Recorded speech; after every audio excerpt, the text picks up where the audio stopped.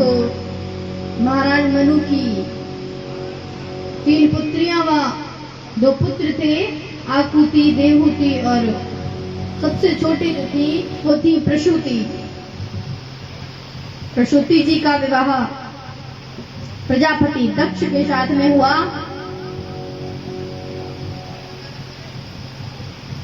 इनके द्वारा, प्रसूति जी के द्वारा एवं दक्ष के द्वारा 16 कन्याओं का जन्म हुआ। तो 13 कन्याएं धर्म को ब्याह दी, 2 कन्याएं अग्नि को, और सबसे छोटी जो मृगनयनी कन्या थी उनका विवाह श्री शंकर जी के साथ में हुआ। बोलिए महादेव भगवान की जय हो। एक बार क्या हुआ कि जब ब्रह्मदेव ने प्रजापति दक्ष को प्रजापतियों का राजा बनाया तो एक बहुत विशाल सम्मान समारोह रखा गया, जिसमें सभी देवता, दैत्य, ऋषि, महात्मा सबको आमंत्रित किया गया। जैसे ही प्रजा के बीच में प्रजापति दक्ष आए तो सभी ने प्रसन्नता के साथ में खड़े होकर सम्मान किया है दक्ष का। तो उन्होंने देखा कि चारों तरफ दृष्टि घुमाई दक्ष ने, तो क्या देखा कि जो ब्रह्मा विष्णु महेश हैं यह तीनों बैठे हुए हैं, बाकी सबने खड़े होकर बड़े प्रेम से सत्कार किया है। जब दक्ष ने यह दृश्य देखा तो दक्ष को अत्यंत क्रोध आया, क्रोधित हो गया दक्ष।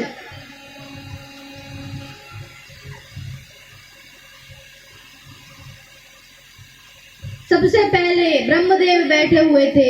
दक्ष ने विचार किया कि ये तो हमारे पिताजी हैं, ये खड़े नहीं हुए तो कोई बात नहीं। बीच में विष्णु जी बैठे हुए थे, सोचा कि ये हमारे पितामह हैं, खड़े नहीं हुए तो कोई बात नहीं। तथा अंत में शिव भगवान शंकर बैठे हुए थे। दक्ष ने जैसे ही देखा कि भोले भगवान खड़े नहीं हुए हैं तो बहुत क्रोधित हो गया।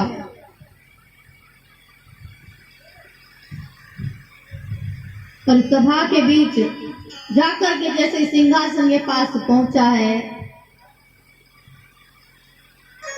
तो अपमान करना प्रारंभ कर दिया कि कुछ लोग तो ऐसे हैं हमारे बीच में जिन्हें सम्मान भी करना नहीं आता। अरे वो सम्मान करना जानेंगे ही क्या, क्योंकि जो व्यक्तियों के सम्मानित व्यक्तियों के बीच में बैठते हैं उन्हीं को तो पता होता है कि सम्मान क्या होता है। जो मरघट का वासी हो वह क्या जाने कि सम्मान किसे कहते हैं। सब एक दूसरे की तरफ देखने लगे कि दक्ष किसको सुना रहा है। दक्ष ने कहा, एक दूसरे की तरफ क्या देख रहे हो, ये बैठा तो है तुम्हारे बीच अमंगल भेष वाला, मरघट में शमशान की राख लपेटता है अपने शरीर पर, सर्प बिच्छुओं के आभूषण पहनता है, यह अमंगल हमारे बीच में बैठा तो है। बहुत बेइज्जती की, बहुत अपमान किया, परंतु महादेव के मुख से तेज हटा नहीं, वही तेज वही मुस्कान। परंतु जब यह सब नंदी ने देखा, जब यह सब नंदेश्वर ने देखा तो नंदी से रहा नहीं गया और नंदी बोल पड़ा कि ए दुष्ट नीच, तुम महादेव को इतनी खरी खोटी सुना रहा है, तुझे शर्म नहीं आती।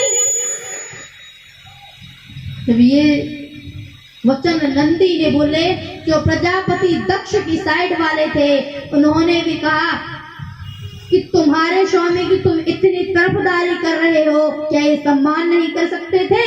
इनके ससुर तो हैं ही। नंदी को और क्रोध आया। नंदी ने कहा कि जिस मुख से तू इतने अपशब्द बोल रहा है, मेरा श्राप है कि यह मुख तेरा बकरे का हो जाए। जब दक्ष के सहपाठियों ने यह सब देखा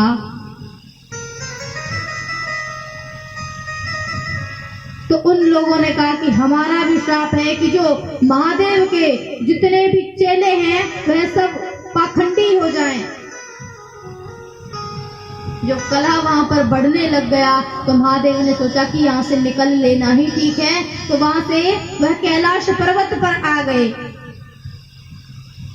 अब माता सती बाहर बैठी हुई थी, महादेव समाधिष्ठ बैठे हुए थे, तो विमानों पर आरूढ़ होकर के देवी देवता बार बार जा रहे हैं।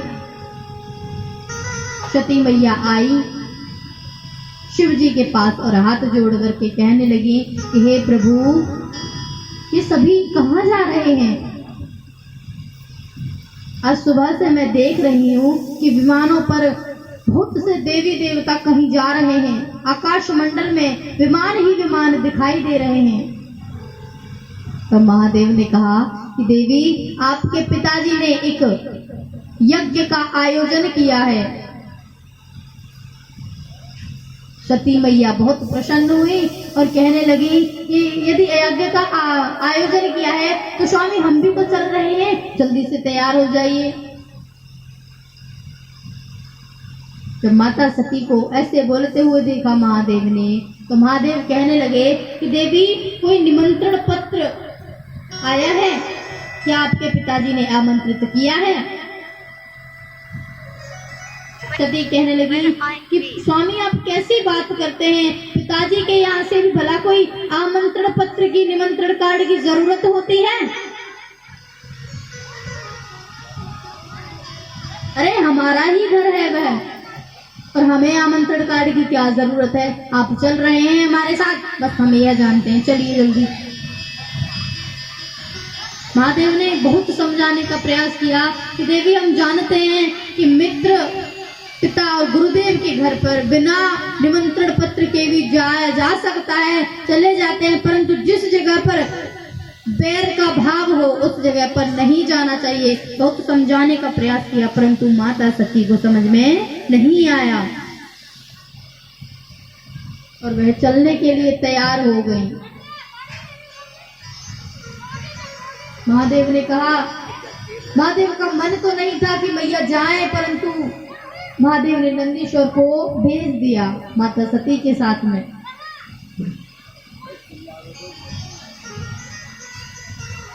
मैया ने जब देखा पहुंच गई हैं द्वार पर, तो न कोई सम्मान, न कोई पूजा आरती का थाल, कुछ नहीं था। सबने देख करके मैया सती को मुंह और चढ़ा लिया। महाराज जी का सबने देख करके मुंह चढ़ा लिया।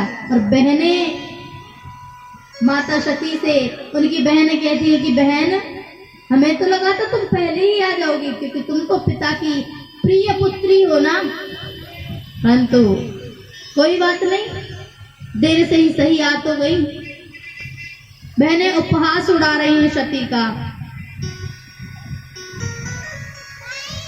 कि हमने तो यह भी सुना है कि तुम्हारे घर कोई निमंत्रण पत्र नहीं भिजवाया, परंतु कोई बात नहीं, पिता के घर से निमंत्रण पत्र की क्या जरूरत। ये शब्द बोल करके फिर कहती है कि यदि हम तुम्हारी जगह होते, परंतु अगर हम तुम्हारी जगह होते तो हम कभी नहीं आते। अब जब ये शब्द माता सती ने सुने तो वह अपने आप को अंदर ही अंदर कोसने लगी, गाली देने लगी। माता सती अपने आप को भीतर ही भीतर कोस रही है। तो सबने देखा, परंतु किसी ने भी सती का स्वागत नहीं किया। और अंत समय में जब उनकी माता ने देखा तो वह गले मिलकर के उनसे भेंट की है। सती रास्ते में जब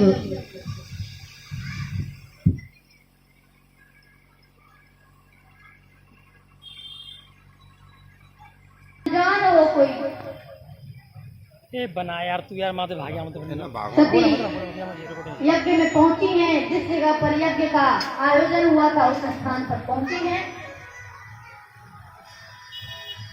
और यज्ञ में पहुंचकर क्या देखती हैं कि चाहे ब्रह्मा विष्णु महेश कहीं पर भी ना आए, परंतु ब्रह्मा विष्णु महेश तीनों के लिए आसन वहीं पर रखा जाता है। ब्रह्मा का आसन नहीं होगा तो विष्णु और महेश का भी आसन उस स्थान पर नहीं होगा, और जिस स्थान पर विष्णु और ब्रह्मा का आसन होगा उस स्थान पर महेश का किसी का भी नहीं होगा। यदि एक का नहीं है तो तीनों का नहीं, और अगर तीनों का है तो तीनों का है। हेलो परंतु जब उन्होंने यज्ञ में जाकर के देखा, हेलो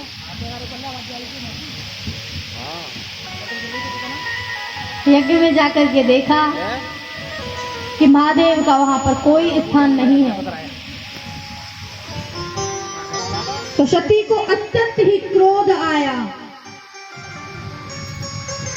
और सती से रहा ना गया। क्रोध में भर करके सती ने कहा, ए दुष्ट पापी, अपने पिता को सती ने गाली देना प्रारंभ कर दिया कि नीच, तुझे शर्म नहीं आई? जिस स्थान पर ब्रह्मा विष्णु का आसन होता है उस जगह पर महेश का भी आसन होना उतना ही आवश्यक है, परंतु तूने शिव का आसन नहीं लगाया।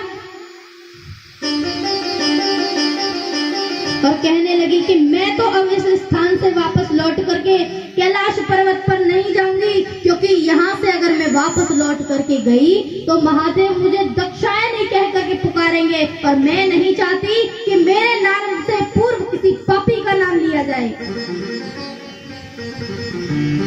और तुम सभी लोगों के समक्ष मैं इसी यज्ञ की योगाग्नि में अपने देह को भस्म कर रही हूँ। और सती ने इतना कह करके अपने शरीर को उस यज्ञ की आग में जला लिया है। सारी जो सभा थी उसमें हलचल हो गई जब देखा कि माता सती ने अपने देह को अग्नि में समर्पित कर दिया, तो सारी प्रजा में भगदड़ मच गई। और नंदी दौड़ते दौड़ते कैलाश पर्वत पर पहुंचे। महादेव वहां पर बैठे हुए थे। महादेव को जब सारा समाचार सुनाया है तो महादेव क्रोध से तांडव करने लगे, और जब क्रोध में भर करके तांडव कर रहे हैं तो उन्होंने अपने सिर में से एक जटा का बाल निकाला और जमीन पर पटक दिया, जिससे वीरभद्र का प्राकट्य हो गया। बोलिए वीरभद्र भगवान की। वीरभद्र ने हाथ जोड़कर को महादेव से कहा है कि प्रभु बताइए मेरे लिए क्या आज्ञा है। महादेव ने आज्ञा दी है वीरभद्र को कि जाकर के दक्ष सहित उसके यज्ञ को विध्वंस कर दो। और वीरभद्र सभी गणों को लेकर के दक्ष के यज्ञ की ओर बढ़ रहा है। चारों तरफ प्रलय आ गई, धूल इतनी तेज उड़ रही है कि कुछ दिखाई नहीं दे रहा है। तूफान और प्रलय का माहौल है उस समय। और जैसे ही यज्ञ में पहुंचा है तो सबसे पहले ऋषि भृगु मिले। नंदी ने कहा कि जिस समय दक्ष हमारे प्रभु का अपमान कर रहा था उस समय भृगु अपनी आंखों को मटका मटका करके उसका समर्थन कर रहे थे। वीरभद्र ने दोनों आंखों को ही नोच डाला।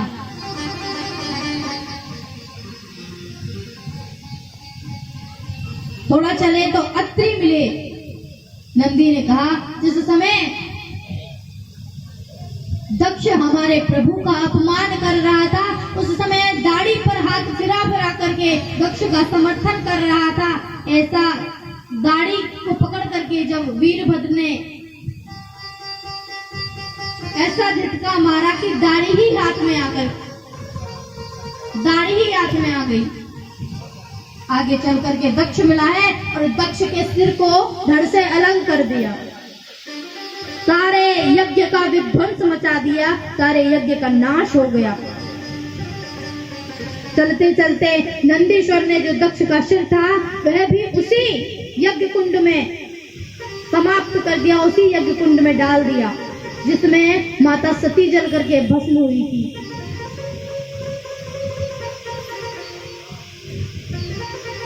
अब जब सब कुछ तहस महस हो गया है और भगवान शिव अभी भी कैलाश पर्वत पर तांडव कर रहे हैं। इतने क्रोध में भरे हुए हैं कि सभी देवता विचार करते हैं कि आज से पूर्व कभी हमने शंकर को इतने क्रोध में नहीं देखा, अब जाकर के इनसे बात करें तो कौन करे। सभी देवताओं ने हाथ जोड़ करके महादेव की स्तुति की है, महादेव को समझाया है, प्रभु क्षमा कर दीजिए, आप चल करके उस यज्ञ को पूर्ण कीजिए, वरना यज्ञों की कोई महिमा नहीं रह जाएगी। महादेव ने कहा कि हम यज्ञ को तो पूर्ण करें, परंतु उस यज्ञ में हमारा कहाँ स्थान है, हमारा तो उस यज्ञ में स्थान ही नहीं है। तब भगवान हरि नारायण ने कहा कि यज्ञ के बाद जो शेष अवशिष्ट सामग्री रहा करेगी वह सब आपके ही नाम से जानी जाएगी, वह सब आपकी ही रहेगी। शिव इसलिए बोले हैं क्योंकि थोड़ी सी ही बात पर जब ऐसा कहा तो उनको दया आ गई सबके ऊपर और जाकर के यज्ञ को पूर्ण किया है। जाकर के यज्ञ को पूर्ण किया है। सती जी का अगला जन्म देवी मैना और राजा हिमाचल की पुत्री के रूप में हुआ है, जिनका नाम था पार्वती। पार्वती को बाल्यावस्था से ही भगवान भोले से प्रीति थी। थोड़ी बड़ी हुई जान पाई कि भोले भगवान कौन है। वह भोले भगवान को अपने पति रूप में ही पाना चाहती थी, तो उन्होंने तपस्या करना प्रारंभ कर दिया।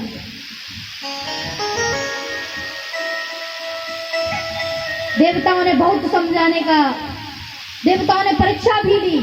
महादेव के कहने पर सती जी की परीक्षा ली देवताओं ने, तप से कैसे भी हट जाएं। कहा कि तुम्हारे योग्य हमें बहुत सुंदर वर मिला है, बहुत सुशील है, गुणवान है, और वो महादेव वो क्या है, घर भी उनके पास रहने के लिए नहीं है, शमशान के वासी हैं। परंतु पार्वती अपने संकल्प से डिगी नहीं, तपस्या पूर्ण की। भगवान भोले उनकी इस निष्ठा, इस तपस्या से प्रसन्न हुए और पार्वती जी के साथ में विवाह रचाया है। जब विवाह रचाया है तो भोले भगवान के साथ में कैसी बारात आई है।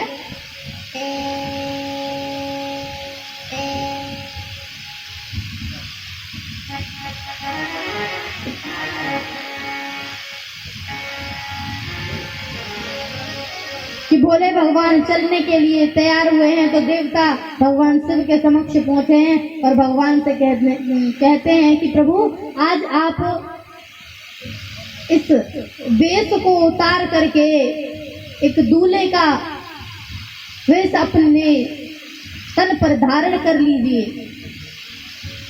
तो महादेव जैसे ही सर्प को उतारने लगे हैं, सर्प ने कहा प्रभु आप किसी के ऊपर, आप जैसे हैं, अगर उसको शादी करनी होगी, उनको शादी करनी है तो वह आपके इसी रूप से शादी करेंगे, इसी रूप से प्रेम करेंगी। लेकिन यदि आपको किसी के लिए बदलना पड़े तो वह सच्चा प्रेम नहीं है। तो इस प्रकार के वचन सुने हैं महादेव ने। तो महादेव ने कहा अब मैं इसी वेश में जाऊंगा। महादेव नंदी के पीछे उल्टे बैठ गए हैं, उसके सिर की तरफ मुख नहीं किया है, उसके पीछे पूंछ की तरफ अपना मुख कर रखा है। जब देवताओं ने यह सब देखा तो देवता कहने लगे बारात से पहले ही शादी तोड़वाओगे क्या? बारात से पहले ही शादी तोड़वाने का ख्याल है तो शादी करने ही क्यों जा रहे हो? सबने समझाने का प्रयास किया परंतु महादेव ने किसी की भी एक न सुनी। महादेव ने कहा अगर तुम्हें चलना है तो चलो, वरना हम तो अपनी बारात स्वयं बुला लेंगे। डमरू बजाया, भूत प्रेत डाकनी पिशाचनी, किसी का एक हाथ है, किसी के 4 हाथ है, किसी के एक आंख भी नहीं है, किसी का सर धड़ से अलग है, किसी के पैर नहीं है, कोई डाकनी है, पिशाचनी है, लंबे लंबे नाखून, किसी के दांत बड़े बड़े। आगे आगे देवता चलने लगे, पीछे पीछे भगवान शिव अपनी भूत प्रेतों की बारात को लेकर के चले जा रहे हैं। जैसे ही हिमाचल राजा के द्वार पर पहुंचे हैं देवता, तो मैनावती थाल को सजा करके खड़ी है बाहर देहरियों में। पहले इंद्रदेव को देखा है। इंद्रदेव को देख करके महादेव की सालियां कह रही हैं कि क्या आप ही दूल्हे राजा हैं? पीछे से वरुण ने कहा नहीं नहीं, ये दूल्हे राजा नहीं है, ये तो बस झाड़ू पोछा करने वाले हैं उनके घर में। मैनावती मोहित हो गई कि जब झाड़ू पोछा करने वाले इतने सुंदर हैं तो हमारा दामाद कितना सुंदर होगा। कामदेव को आते हुए देखा, क्या हाथ जोड़ करके कहती है क्या आप ही दूल्हे राजा हैं? बोले नहीं नहीं, ये दूल्हे राजा नहीं है, ये तो महादेव के लिए बाल्टियों में पानी वानी भरते हैं नहाने के लिए। बोले जब नौकर ही इतने बढ़िया हैं, इतने सुंदर है, तो दूल्हा कितना सुंदर होगा।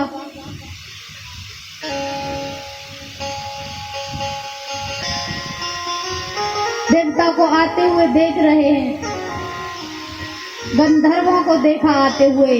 बोली इनमें से कोई दूल्हा हो सकता है क्योंकि ये बहुत बहुत सुंदर है। हाथ जोड़ करके सालियां दौड़ी गई, आप में से कौन से हैं दूल्हे राजा? बोले ये सब तो उनके घर के सफाई कर्मचारी हैं, इनमें से कोई दूल्हा नहीं है।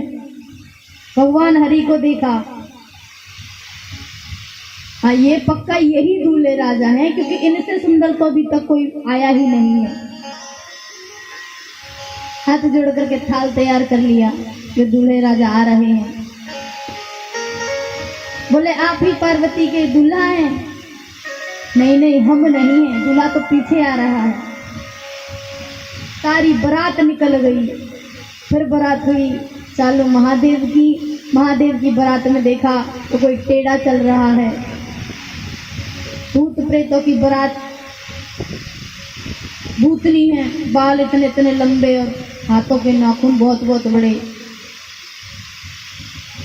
जब मैनावती ने यह सब देखा तो मैनावती थोड़ी सी चकरा गई, पर फिर भी संभल रही हैं, खड़ी हैं। किसी के 10-10 सिर हैं तो किसी का एक भी नहीं है। किसी के यहाँ आंख है, यहाँ आंख है, पेट में आंख है, हाथ में आंख है, तो किसी की आंखें ही नहीं है। किसी का उल्टा सिर है, किसी का सिर दाएं तरफ है, किसी का बाएं तरफ है। जब ऐसी बारात सालियों ने देखी तो सारी की सारी सालियां वहीं पे चक्कर खा के गिर गई। मैनावती अभी भी संभल रही हैं। और लास्ट में अंत में महादेव आते हुए दिख रहे हैं। तो इंद्र ने कहा कि देखिए माता जी, वो आ रहा दूल्हा। मैनावती ने नेत्र बंद कर लिए। हम अपने दूल्हे का दर्शन तभी करेंगे जब ये डाक भूत प्रेत इधर से हट जाएंगे। तब जब आकर के सामने खड़े हो गए हैं, महादेव से कहा कि अब तो आप सीधे हो जाइए। मैनावती सीधी खड़ी है, महादेव की पीठ है इधर, पूंछ की तरफ नंदी के पूंछ की तरफ चेहरा है, और नंदी का जिधर चेहरा है उधर मैनावती खड़ी है। महादेव ने कहा हम क्यों सीधे हो, नंदी ही सीधा हो जाएगा। तो नंदी ने अपना फेस इधर किया है और फिर भी बैठे हुए एकदम से उतरे। मैनावती डरते हुए बोली कि आप कौन है? मैनावती ने पूछा महादेव को कि आप कौन हैं? बोले सभी देवता बोले कि यही तो हैं हमारे दूल्हे राजा। जब मैनावती ने जैसे ही देखा है महादेव को और चक्कर खा करके गिर गई। मैनावती को शयन कक्ष में ले जाया गया है, थोड़ा सा ख्याल रखा और जैसे ही होश आया तो मैनावती दौड़ते हुए मैया पार्वती के पास गई है और बैठ करके रोने लग गई कि मेरी पुत्री के भाग्य में पता नहीं क्या लिखा है, और ऐसे मनुष्य से, ऐसे व्यक्ति से मैं अपनी इतनी सुंदर पुत्री का विवाह कदापि नहीं करूंगी। जैसे नारद जी घर तोड़ने के लिए विख्यात हैं, लेकिन इस कथा में नारद जी ने घर को जोड़ा है। नारद जी आए वहां पर और नारद जी ने पूर्व जन्म की कथा सुनाई कि यह मैया सती हैं, महादेव के साथ में इनका विवाह हुआ था। पहले ये दक्ष की पुत्री थी और जब इस प्रकार से कथा सुनाई तो मैनावती विवाह के लिए तैयार हो गई और महादेव और पार्वती का विवाह हुआ है, महादेव और पार्वती का मिलन हुआ है। इतने सुंदर तरीके से उनका विवाह हुआ है कि चारों तरफ पूरे राज्य में प्रसन्नता ही प्रसन्नता छाई हुई है।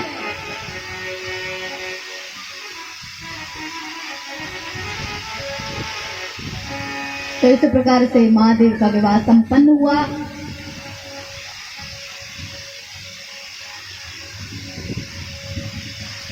अब परीक्षित जी श्री सूत जी महाराज से प्रश्न कर दिए कि यह उत्तानपाद कौन है, इनके बारे में कृपा करके कथा श्रवण करवाइए। कौन है ये उत्तानपाद? तब श्री सुखदेव जी बताते हैं कि मनु और शत्रुपा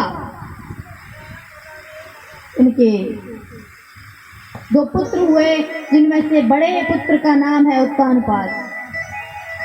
इनकी दो रानियां थी, सुरुचि और सुनीति।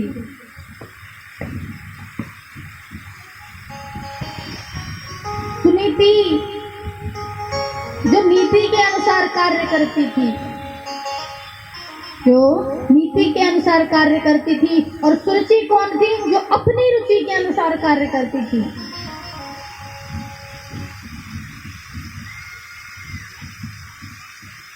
उत्तानपाद की बड़ी रानी का नाम सुनीति तथा छोटी रानी का नाम सुरुचि है।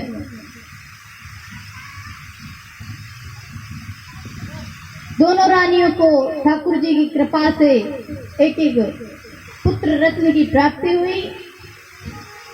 सुनीति के पुत्र का नाम ध्रुव, सुरुचि के पुत्र का नाम उत्तम पड़ा।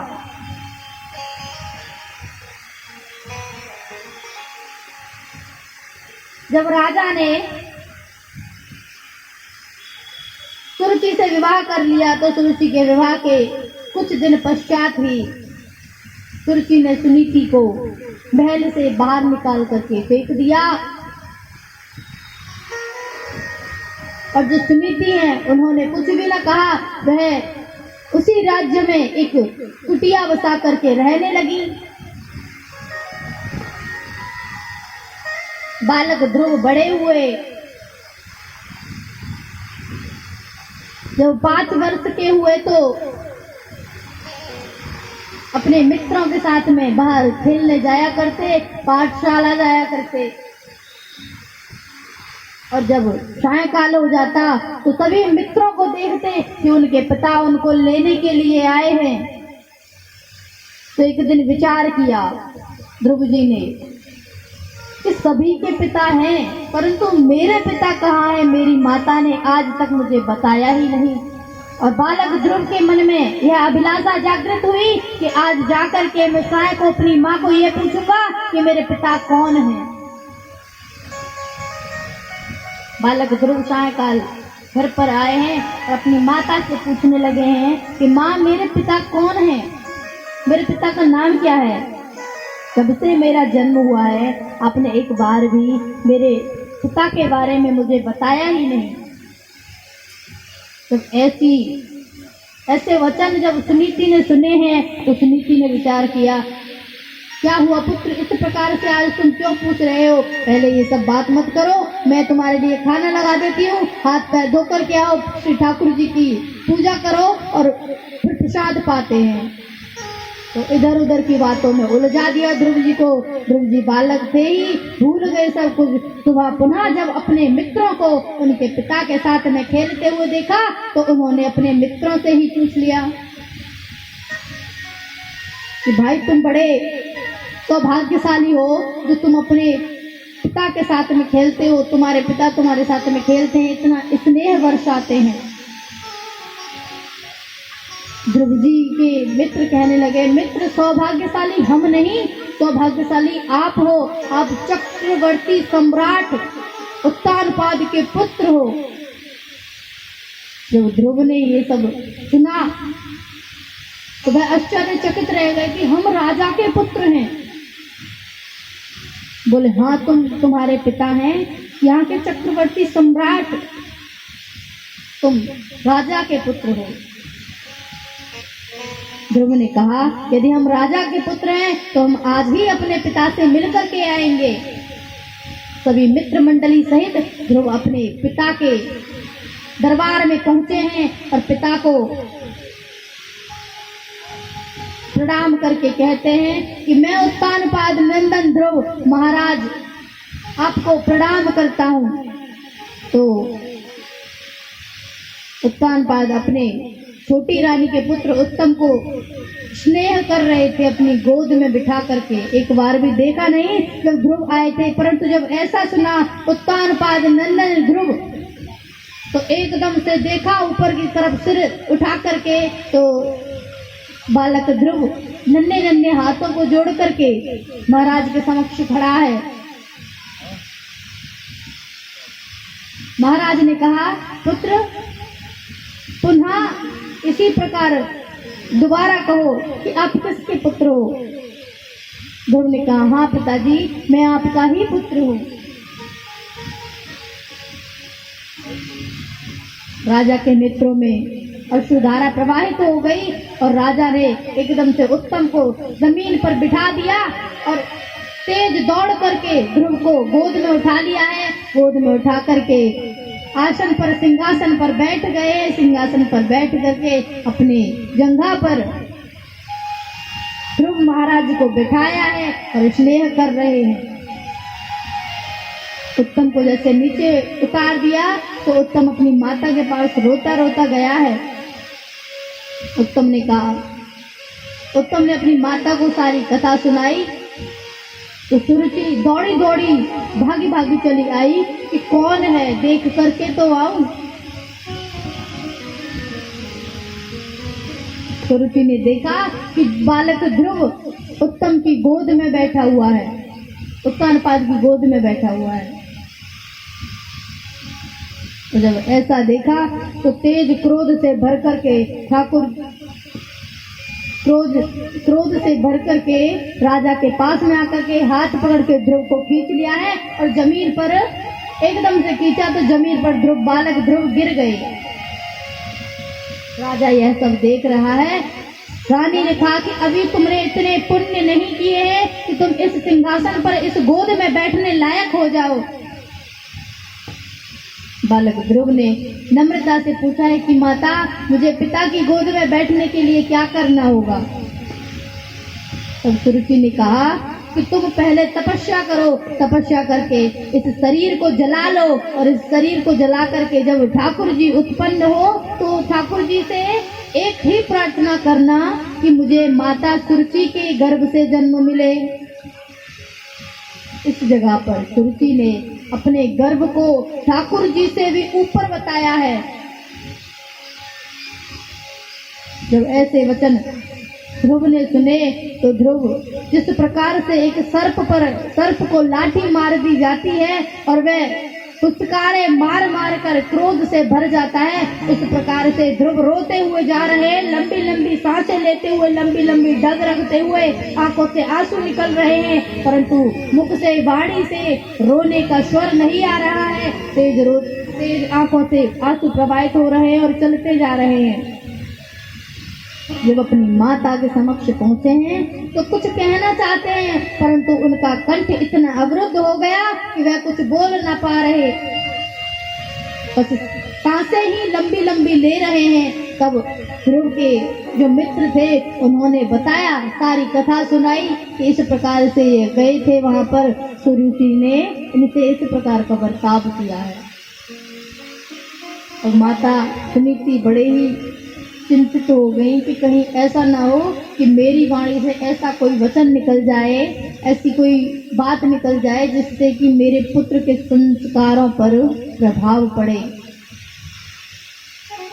सुनीति ने ध्रुव को समझाते हुए कहा कि पुत्र तुम परेशान क्यों होते हो, सत्य ही तो कहा है तुम्हारी छोटी माँ ने, जो मैं आज तक तुम्हें नहीं बता पाई वो तुम्हारी छोटी माँ ने तुम्हें बता दिया। बेटा डांटती तो तुम्हें मैं भी हूँ, पर मैं तुम्हें कम डांटती हूँ क्योंकि मैं तुम्हारा कम भला चाहती हूँ। सुरुचि ने तो तुम्हें डांटा है तो वह तुमसे कितना प्रेम करती है, क्योंकि हम उसी को डांटते हैं जिससे हम प्रेम करते हैं।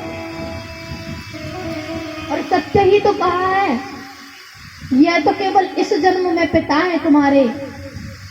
तपस्या की कहा है, सुरुचि ने तो क्या गलत कहा है, तपस्या की कहा है, क्योंकि तुम उस जगत पिता की गोद में जाकर के बैठो जिसकी गोद से कभी कोई तुम्हें उतार ही ना पाए।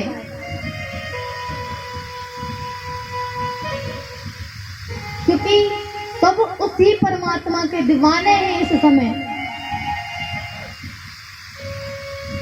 और सुनीति ने क्या कहा है, मेरा दिल तो